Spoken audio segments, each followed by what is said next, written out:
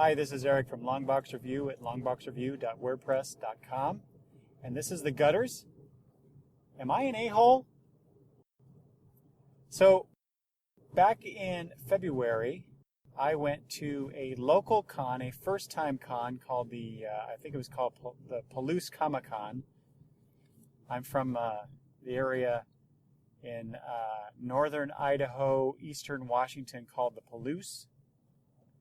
Anyway, that's beside the point. And while I was there, I met Mike Norton, who was really cool, and he remembered me from the episode in which, me and Travis talked about Revival, and how great we thought that comic was and is. So you should be reading it. Anyway, he, in appreciation, he gave me one of the little prints that he had for sale there. I assume they were for sale. And so I was just really excited talking to Mr. Norton, and we talked about a few things, and then, other people were coming, so I took off and I did some other con things while I was there. And then later that day, after I'd already left the con, this is just a one-day con. After I left the con, I was taking the little poster or print home, and thinking about framing it and doing all that stuff. And then it occurred to me, I didn't buy anything from it. And there were some other artists there too whose material I looked at and I liked, and I talked to a few artists and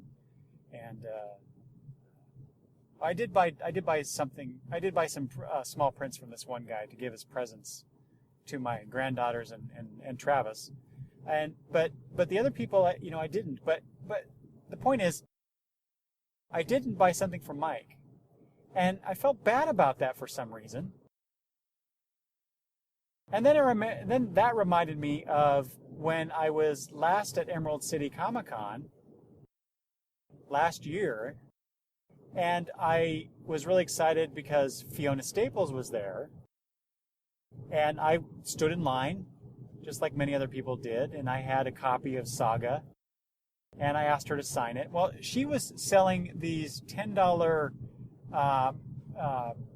art books. And, she would sign those for people who bought them. But I didn't buy one. And the reason I didn't buy one is because, I had a goal in mind. I had money, and I wanted to buy a bunch of back issues, and so I didn't want to spend a lot of extra money on other things. And it was early in the con when I met Fiona Staples, so I didn't buy the book. But I realized after I got my book signed and I didn't buy the print book, I felt like I should have, and I felt bad about that too. So then these two things are colliding in my brain after the Palouse Comic Con. And I just wondered, do these artists, I know they appreciate when you buy stuff, but, and I've heard, and Mike Norton even said something about how, selling the art, selling the prints and whatnot, that's where they make some of their money. And I'm not contributing to that. And then I started thinking, well, do I need to contribute to that? I buy their books, isn't that enough? But he was really cool, and so was Fiona Staples, and I feel like I could support them by buying the book, or buying their art books, or buying their prints or whatever. And I don't know, am I an a-hole for not buying their stuff? I mean, how much is enough? I mean, with all the artists that you like, and you go meet and talk to, and you spend $10 or $15 or $25 or whatever it is. I don't know. It's a bit of a dilemma to me, and I don't know what to do about it. So I'm really curious what you all think about this.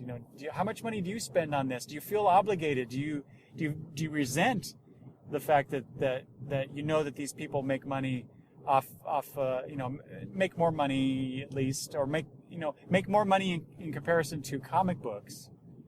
Perhaps. I don't know. I don't know the business. I don't know who gets paid what, how much they get paid. All I know is, I like to support the creators that do the books that I like.